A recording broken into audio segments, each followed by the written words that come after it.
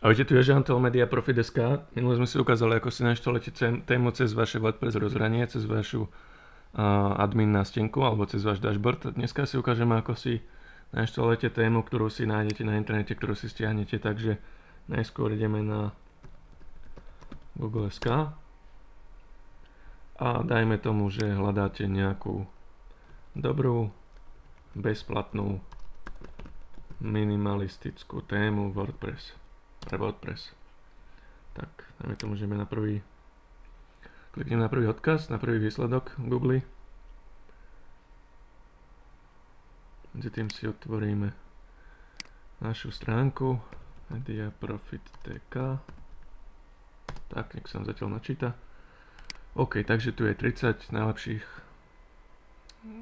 30 bezplatných, minimalistických, ohromných WordPress tém najlepšej kvality. Takže dajme tomu, že klikneme hneď na túto prvú Kasper. Aha, takže nám ukázalo nám len miniatúru, ako vyzerá hlavná stránka. My chceme si stiahnuť túto tému. Tak, vložíme na pracovnú plochu WinZip archív, názov súboru Kasper Master, uložiť. Tak, vidíme, že sa stiahuje, sa to stiahlo hneď, 610 KB malá téma. Môžeme zatvoriť. Tak tu je naša, preklikneme sa na našu stránku, dáme si nástenku alebo dashboard. Po anglicky klikneme na Zalad alebo Appearance, v angličtine dáme si témy alebo themes. V angličtine, ak máte WordPress, dáme si pridať novú alebo add new. Tak a dáme si nahrať tému alebo upload téme, myslím.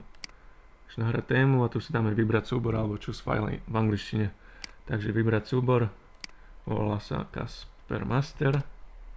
Vyberieme ešte raz, Kasper Master, buď Enter, alebo klikneme na otvoriť a dáme nainštalovať.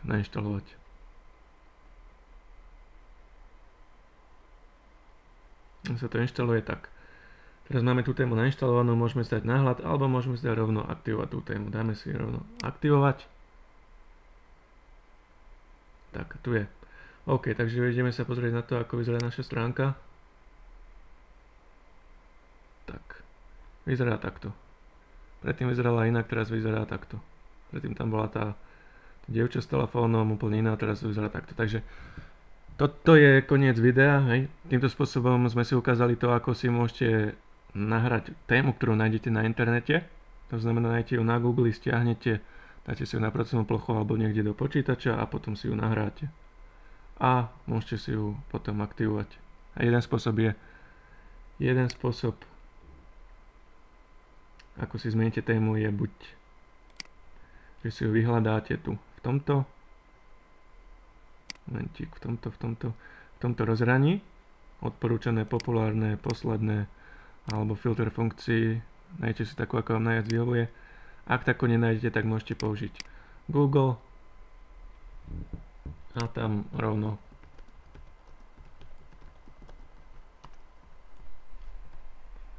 potom nájdete tú tému, stiahnete ju a nahráte ju pomocou tohto, že nahrať tému alebo add new theme, vybrať súbor, choose file a tak, ako sme si to ukázali.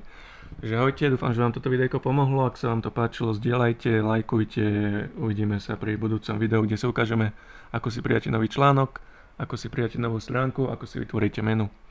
Čaute, lúčim sa, ahojte.